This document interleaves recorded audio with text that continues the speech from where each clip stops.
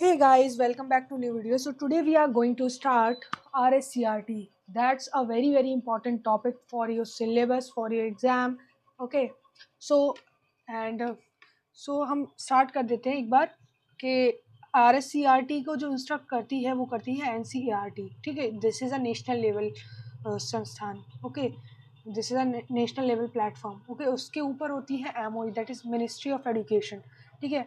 अब RSCRT से नीचे होती है डाइट, और डाइट से भी नीचे होते हैं, लेकिन हमने अभी यहाँ पर 4 ही मेंशन किए हुए हैं. ओके. फिर आ जाते हैं, ये RSCRT जो होती है वो हाईएस्ट बॉडी होती है ऑफ एजुकेशन इन राजस्थान. ठीक है. ये हर एक चीज़ ECC से 12th तक की हर एक चीज़ को देखती है. ठीक है. और जितना करिकुलम मेकिंग है, जितनी टूल किट बनाना है और बाकी जितनी भी सारी चीज़ें हैं वो RSCRT देखती है, ECC से लेकर के 12th क्लास तक. ओके.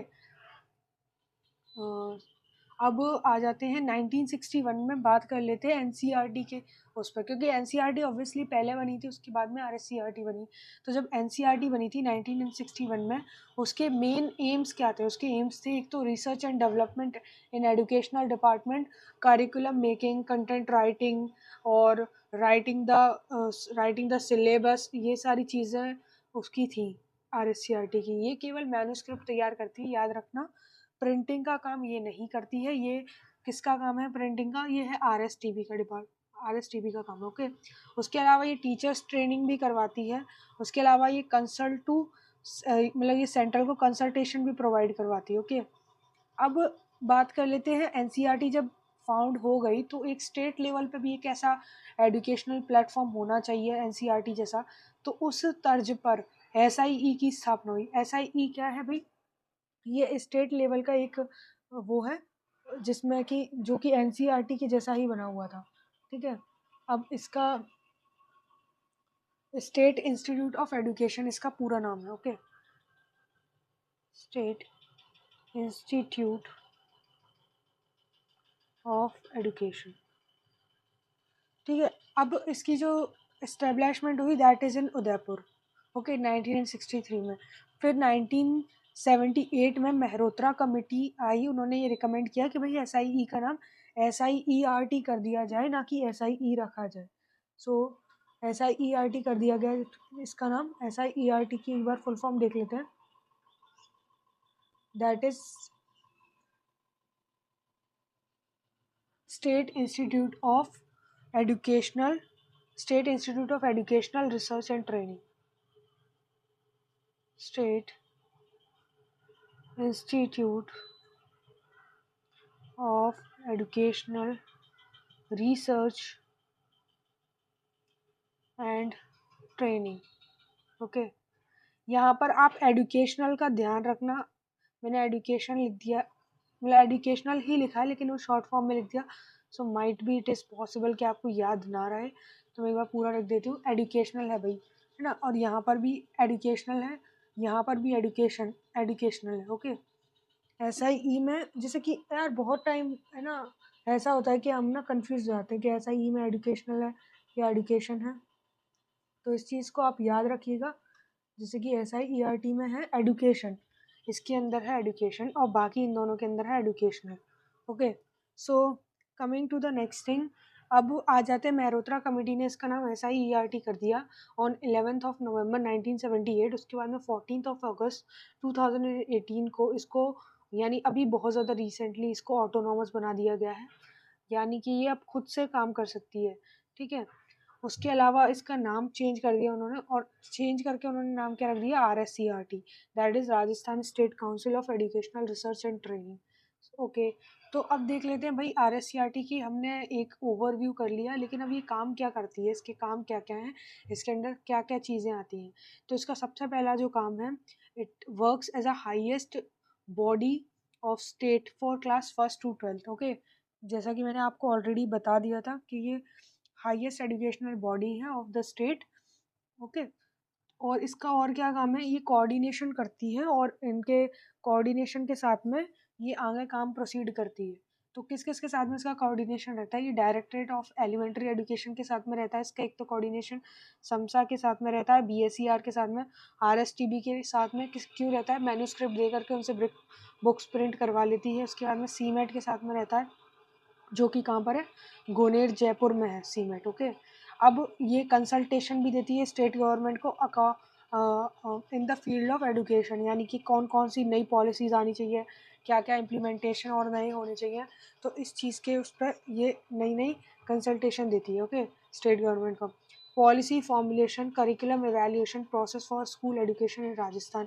सो पॉलिसीज़ भी बनाती है, ठीक है, ये करिकुलम का एवेल्यूएशन करती है कि ये अकॉर्डिंग टू द एज है या नहीं, और ये मतलब जो स्टूडेंट्स हैं उनके अकॉर्डिंग रेलिवेंट है या नहीं, उनके लिए उनको डेवलपमेंट में हेल्प करेगा या नहीं।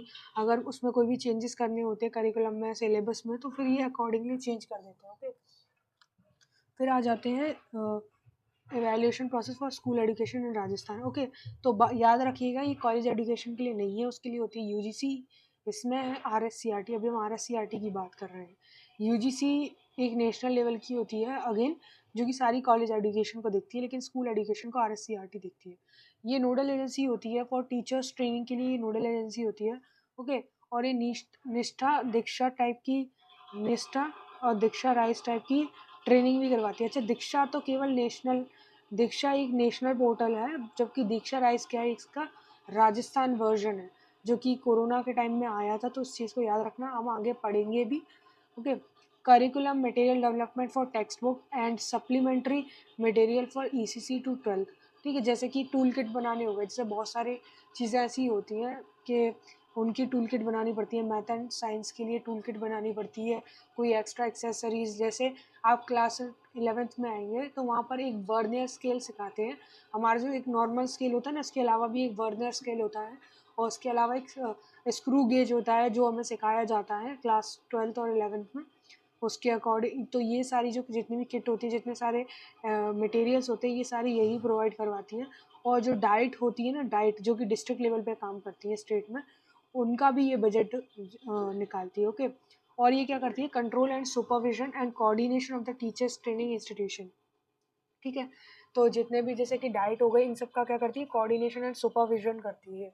उसके अलावा इसका बजट कितना होता है भाई, याद रखना, आरटी के अंदर 65 और 35 का रेशियो था, लेकिन इसके अंदर 60:40 है, और 90:1 का किसका है, नॉर्थ ईस्ट स्टेट का। ओके, अब इसका करंट स्टेटस क्या है भाई, इसमें आप एंट्री कैसे ले सकते हो, अगर किसी को जाना है तो वो एंट्री कैसे ले सकता है। तो पहले तो क्या होते थे भाई, इसमें ट्रांसफ़र हो जाते थे डायरेक्टली। मान लो अगर कोई टीचर है, वो कोई अच्छे उस पर हैं, जैसे कि मान लिए जी स्कूल लेक्चरर है कोई टीचर, ठीक है, अब स्कूल लेक्चरर और वो थोड़े सीनियर भी हैं, उनका टाइम भी हो गया उनको ड्यूटी करते करते, तो उनका क्या हो जाता था, ट्रांसफ़र हो जाता था आरएससीईआरटी में।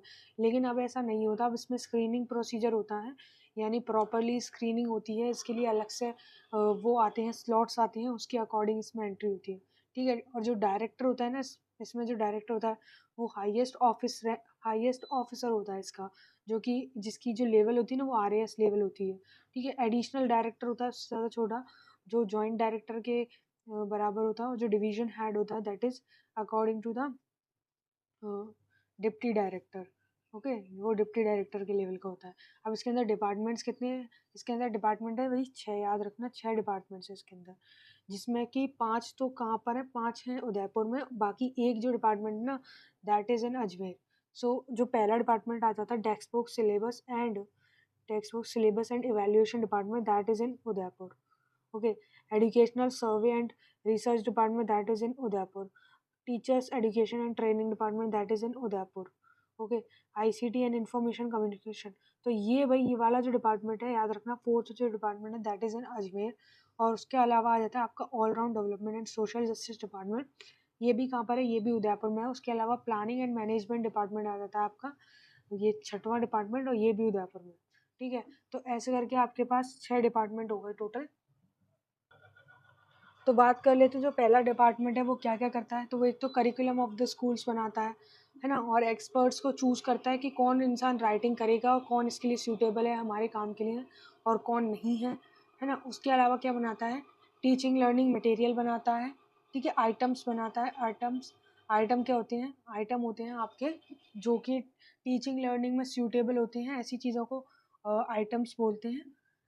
इस चीज़ की हम डिस्कशन डाइट वाले उसमें ज़्यादा करेंगे, आइटम्स के बारे में और ब्रीफली बताएंगे। तो मैथ साइंस किट भी ये बनाते हैं, suitable material for social education भी बनाते हैं, और ईसीसी का करिकुलम भी यही वाला डिपार्टमेंट तैयार करता है, और स्कूल करिकुलम फ्रेमवर्क भी यही बनाता है, और क्लास 5 से लेकर 8 तक के बोर्ड का जो असेसमेंट होता है वो भी यही करता है। ठीक है, अब आ जाते हैं second department.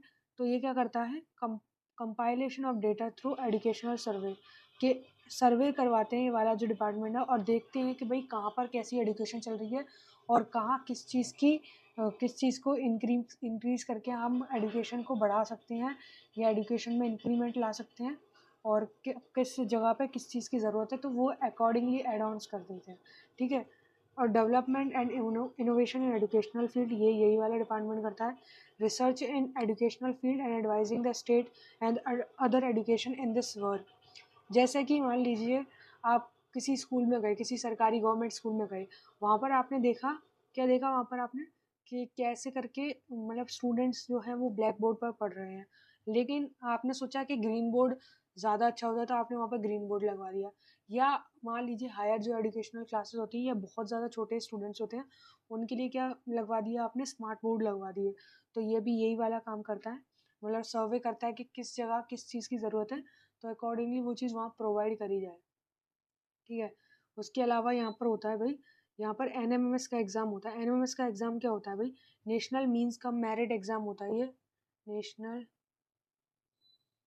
Means cum merit exam. Okay, अब इसका क्या मतलब है, इसका मतलब है कि भाई इसके अंदर 9 से 12 तक के जो स्टूडेंट्स होते हैं उनको क्या मिलती है, 12,000 की क्या मिलती है, एनुअल स्टाइपेंड मिलता है।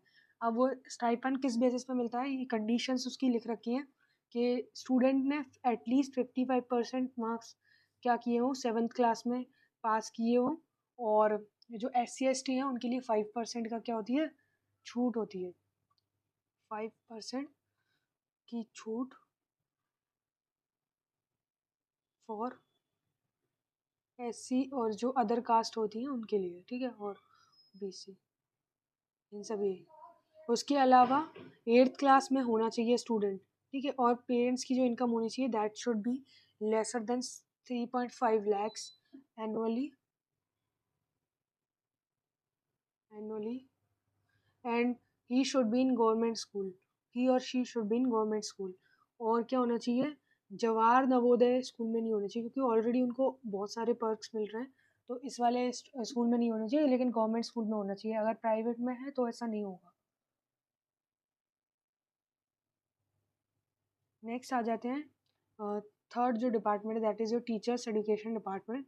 तो जो DLED होता है ना, DLED के एग्ज़ाम्स भी यही करवाता है, DLED का करिकुलम और उसकी बुक्स भी यही बनवाता है। कई बार कन्फ्यूजन हो जाती है कि आ जाता है कि DLED का एग्ज़ाम पैटर्न और उनका करिकुलम और बुक्स कौन बनाता है।